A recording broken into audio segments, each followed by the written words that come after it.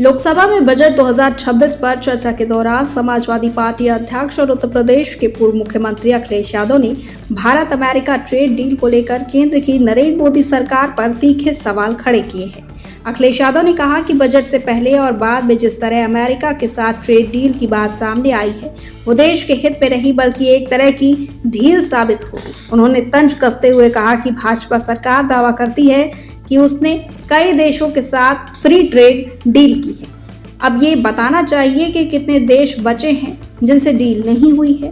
America के साथ हुई डील को लेकर उन्होंने आशंका जताई कि इसका सीधा असर देश की अर्थव्यवस्था और खासकर किसानों पर पड़ेगा। अखिलेश ने रुपए की गिरती कीमत का मुद्दा भी उठाया और पूछा कि इस डील के बाद रुपए की हालत क्या होगी। उन्होंने सवाल किया कि अगर यही डील करनी थी तो पहले क्यों नहीं की गई और बजट पहले बना या डील पहले हुई, ये भी साफ किया जाए। उन्होंने कहा कि सरकार को ये तय करना होगा कि 18 बड़ा है या शून्य, यानी देश के हित ज़्यादा अहम है या सरकार की जल्दबाजी। बजट 2026 को लेकर अखिलेश यादव ने इसे पूरी तरह दिशाहीन बताया और कहा कि इसमें गरीब, पिछड़े और दलित वर्ग के लिए कोई ठोस व्यवस्था नहीं की गई है। उन्होंने सवाल उठाया कि जब हर साल बड़े बड़े बजट पेश किए जा रहे हैं तो फिर प्रति व्यक्ति आय क्यों नहीं बढ़ रही है। उन्होंने सरकार से मांग की है कि फ्री राशन लेने वाले लोगों की प्रति व्यक्ति आय बताई जाए। अखिलेश ने कहा कि उत्तर प्रदेश जैसे बड़े राज्य के लिए बजट में किसी खास योजना का जिक्र तक नहीं है, जबकि प्रधानमंत्री खुद यूपी से आते हैं। उन्होंने ये भी कहा कि केंद्र सरकार के बजट से यूपी में एक भी नया एक्सप्रेसवे नहीं है और जो बने हैं वो विकसित भारत की गुणवत्ता पर खरे नहीं उतरते। उन्होंने अटल बिहारी वाजपेयी के नाम पर बन रहे एक्सप्रेसवे का नाम बदले जाने का जिक्र करते हुए भ्रष्टाचार पर भी सवाल उठाए और कहा कि कई योजनाएं सिर्फ कागजों पर ही चल रही हैं। किसानों के मुद्दे पर अखिलेश यादव ने सरकार के किसानों की आय दोगुनी करने के दावों को खोखला बताया। उन्होंने कहा कि अमेरिका से हुई ट्रेड डील के बाद किसानों का भविष्य और ज्यादा अनिश्चित हो गया है।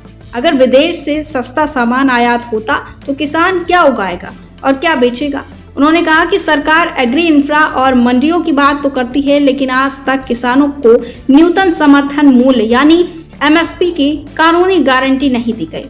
हॉर्टिकल्चर और दुग्ध उत्पादन के आंकड़े गिनाने पर उन्होंने सरकार से पूछा कि MSP की गारंटी आखिर कब मिलेगी। सोना चांदी की बढ़ती कीमतों पर भी अखिलेश यादव ने चिंता जताई और कहा कि महंगाई इस कदर बढ़ गई है कि बेटियों की शादी में गहने देना भी मुश्किल होता जा रहा है।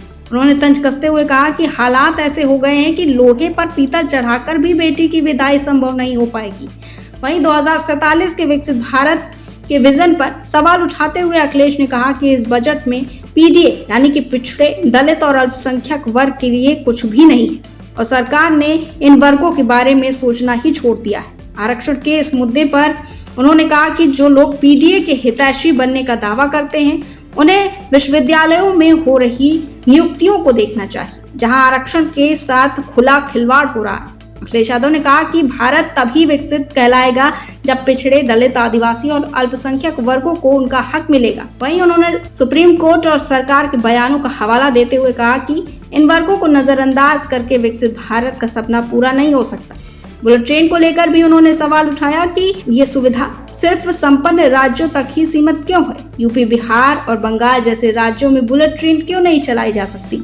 आखिर में वाराणसी की दाल मंडी में हुए बुलडोजर एक्शन का जिक्र करते हुए अखिलेश यादव ने आरोप लगाया कि जिन लोगों ने वोट नहीं दिया उनके घर और दुकानें तोड़ी जा रही हैं।